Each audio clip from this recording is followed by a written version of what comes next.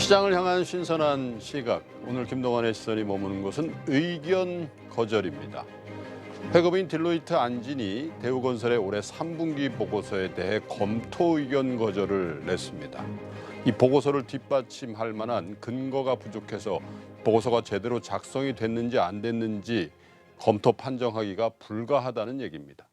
한마디로 대우건설이 작성해온 보고서의 근간이 되는 회계장부를 못 믿겠다는 겁니다. 당연히 주가는 폭락을 했죠. 어제 하루만 14% 가까이 주가가 내렸습니다.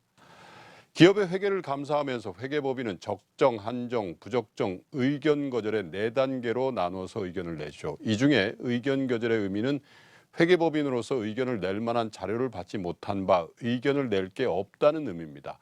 물론 분기 보고서인 만큼 감사를 해서 의견 거절을 한 게 아니라 검토를 하기 어렵다는 얘기죠. 부적정한 회계를 했다고 단정할 수는 없지만 검토를 하기에 자료 자체가 불충분하다는 얘기입니다. 간혹 신규 상장 업체라든지 영세한 기업의 경우에 회계 실무자가 업무를 잘못 처리하거나 몰라서 회계법인의 자료를 충분히 주지 못하는 경우는 있을 수 있습니다. 하지만 대우건설은 국내 최대 규모의 건설사고 이런 류의 회계보고서를 수십 년간 해온 업체인 만큼 예년과 다른 자료를 냈을 리도 없습니다.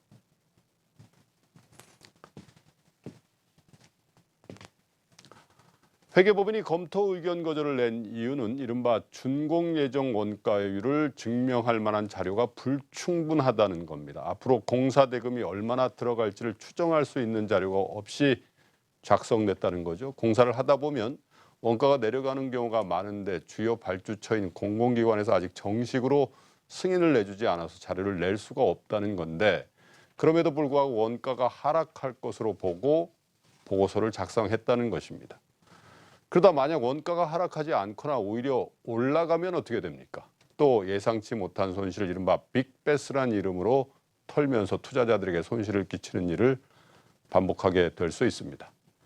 문제는 같은 방법으로 작성된 보고서에 대해 같은 회계법인이 3개월 전에는 이 적정이라고 했다가 이번에는 아예 검토 의견 거절을 낸 겁니다. 그럼 그동안 이런 류의 건설, 조선, 플랜트 같은 공사를 해서 돈을 버는 업종의 감사는 다 이런 식이었다는 얘기도 됩니다.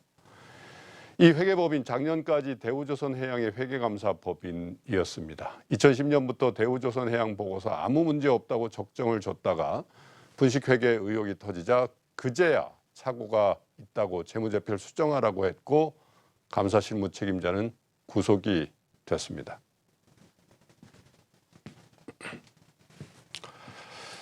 이 세상에 가장 냉정하고 타협이 없는 거 하나만 꼽으라면 바로 숫자입니다. 문자와 말은 뉘앙스의 차이도 있고 해석의 여지도 있지만 숫자는 뜻이 없습니다. 그야말로 숫자 그대로 팩트입니다. 그 숫자로 구성된 회계장부에 대한 판정이 3개월 만에 바뀌었다면 이건 비단 대우건설에만 해당되는 문제가 아닙니다. 국내 대기업에 대한 외부 감사인이 몇몇 대형 회계법인에 의해 과점되어 있는 상황에서 이런 상황이 비단 이 회계법인의 문제일 리만은 없지 않겠습니까? 지금 우리 사회가 겪고 있는 혼란도 사실은 분명한 사실에 대한 자의적 해석과 왜곡이 낳은 결과물일 수도 있습니다. 분기보고서에 대한 검토 의견 거절이니까 제재 대상이 아닙니다만 앞으로 반기나 온기보고서에도 이런 류의 의견 거절이 다수 발생할 수 있을 것입니다. 아니면 의외로 적자를 공시하는 기업이 늘 가능성도 있죠. 회계 투명성, 지금과 같은 변혁기에 좋은 투자 기업을 고르는 가장 중요한 잣대가 될 것입니다. 저는 잠시 후에 다시 오겠습니다.